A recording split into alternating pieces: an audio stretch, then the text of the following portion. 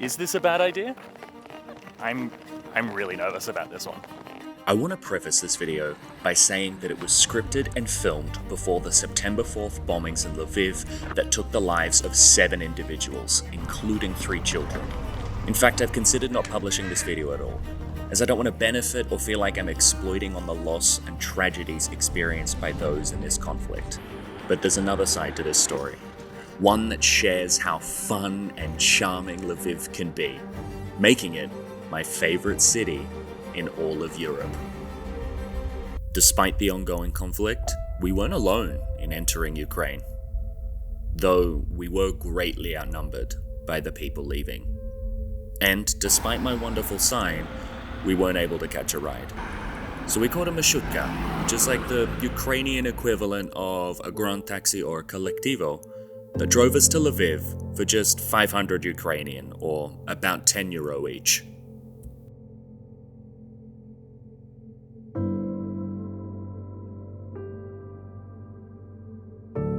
The full-scale defense of Ukraine has been ongoing since February of 2022, when Russia first launched its full-scale invasion, 8 years after the start of the conflict when Russia annexed the Ukrainian region of Crimea in February of 2014. Since 2022, an estimated 30,000 Ukrainian and 50,000 Russian soldiers have lost their lives in this conflict. Ukraine has surprised the world in its ability to defend itself, thanks in large part to the support of countries like Germany, Sweden, the United States, and especially Poland, who alone continues to support nearly 1 million Ukrainian refugees living in Poland. I don't know what I expected going into Lviv, but whatever it wasn't some bright, vibrant, and exciting city. But that's the city we got. Your first impressions? There's a lot of life. Everything is normal. I mean, it just looks like a city.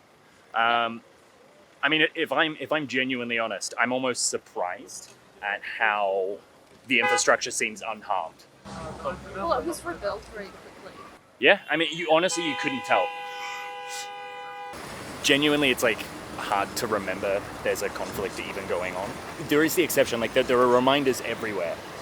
But it is easy. Like for the foreigners to join the army. Lots of people in like paramilitary gear. But, you know, aside from those like little glimpses, it just feels like a city. We started our visit with a Ukraine staple by visiting Lviv croissants, where I had an orange espresso, a croissant, and a brief language lesson. So we're not in Poland anymore, so I no longer say dzień dobry. How do I say hello here? So unlike in Poland, there are 3 types of good day. Oh, good. Nice and easy. So there's good morning, dobrowo ranku, good afternoon, dobrowo dnia, and good evening, dobry wieczór. Please tell me, as like an informal way, people just go dobra as they walk past. I don't know.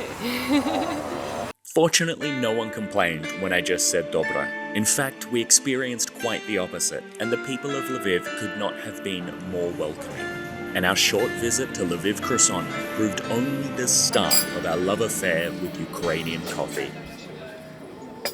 What I really like about Lviv is the coffee culture. There's an Armenian cafe, Virminka, where you can order coffee made in sand. There is a Mazur cafe, it's a BDSM themed cafe, which was unfortunately renovated, so we didn't visit it, but I visited it a few years ago, and it's really a really interesting experience. There is also a coffee mine where you can go visit. You're given a helmet and you go visit how they mine coffee. And I want to pause on this coffee mine for a second because it is nothing short of incredible. I mean, it is awesome. The top floor is just like a cafe and a souvenir store, and you don't really think much of it. But if you walk to the back, there's a set of stairs leading downwards that takes you to a museum that demonstrates how they mine coffee. And you can even order their specialty coffee there. A flaming creme brulee that they burn at your table. And just listen to that scrape. And the cool and wonderful and quirky experiences that Lviv has to offer doesn't stop at cafes. So what I've loved about Lviv is it's got this really vibrant and kind of charming, very charismatic bar and restaurant culture. Like there's a lot of themed restaurants that have these really, really fun kind of rules to them. We went to this one restaurant that required you to know a secret passcode to get inside, and then they like rush you in, and everything's kind of resistance themed. And you get a shot if you guess the password right. Yes, and for those of you wondering, the password is Slava Ukraini. Did I say that Slava right? Ukraini, Slava Geroyam Slava. Slava Ukraini. Geroyam Slava. Geroyam Slava, which just means glory to Ukraine. And Glory to the heroes. another place that we went to that we really, really liked is called it's like the most expensive Galician restaurant. And effectively what you do here is walk up a set of stairs, knock on a door, and this guy that just looks like he's in his pajamas or his casual clothes opens up, refuses you entry until you kind of insist that you want to go in. And then you go inside his dinky little apartment, enter in through the back of his wardrobe, and suddenly you're in a restaurant with astronomical prices until you ask for the discount and suddenly it's 90% off. And the food there is great. Exquisite. We went to this one place that doesn't serve drinks, it serves potions and has this really fun alchemy theme. And then right next door is a place called Gas Lamp, based off of Lukashevich, who invented the kerosene lamp. But our time in Lviv wasn't all laughs, coffee, and themed restaurants. I've always said that travel isn't about the places you go, but about the people you meet there. And one of the really incredible people that we had the pleasure of meeting during our stay in Lviv was Victor from Free Wings Lviv. He's a vet who's been rescuing birds since long before the start of the invasion, but as of February 2022, he has been pivotal in the rescue of animals caught in this conflict. In fact, he was even involved in the rescue of animals from the Kiev Zoo. Visiting him was a reminder that conflicts like this impact more than just the people, but the animals caught in the crossfire as well, like this kestrel who lost its wing to a stray bullet. But Victor was only one of the incredible people we met during our stay. Out of respect for these other individuals, I didn't film them. But it's worth knowing that our hostel was run by an elderly woman who had lost everything in the war, her workplace and home. But she hadn't lost her country yet, and she didn't want to leave. We also met a former soldier who had only just relearned how to walk and write after his injuries, and he came close to tears recounting a story of a children's hospital that had been bombed in the war and all of the children who had died in their sleep. Stories like this exist all over Lviv. In fact, the city is much like the people itself. On a surface level, it's bright and vibrant and everyone's smiling.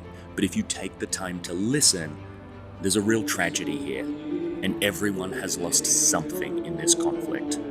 Funerals happen daily for the heroes who have lost their lives in this conflict. And to pay your respects, you can visit a war memorial for the heroes of Lviv who have already lost their life in the defense of their country. It's here that we met and sat with a pair of parents who had lost their son to the war, and they held so much pride in their voices as they told us of his achievements, and so much sorrow as they told us of his wife and of his daughter, who now refused to cut her hair because daddy liked her hair long. And it's because of heroes like this that I was even able to visit Lviv at all. And it will hopefully be because of them that everyone will be able to visit Lviv again. To answer the title of the video, is Lviv safe to visit in 2024? Well, I can't definitively say that. Attacks can happen at any time. But what I can say is that I felt safe in Lviv. In fact, I felt more than safe. I felt welcomed. It happened more than once that someone got excited or was even moved that I was there in the first place, that tourism might be coming back to their city. There are dangers no matter where you choose to visit, but I won't downplay the fact that Ukraine is currently at war. You need to be aware that most travel and health insurance policies won't cover your visit here. And while an attack is incredibly unlikely to happen during your visit, it can happen at any time. Visiting Lviv has been one of the most fun and one of the most moving travel experiences I have ever had. But with that, it's time to say farewell and to move on to country number 3 in my journey back to Australia, Romania. This is your final boarding call.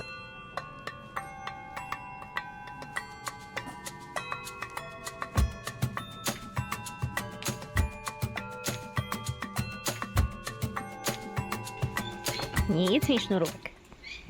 Zostaw sznurówki. Zostaw.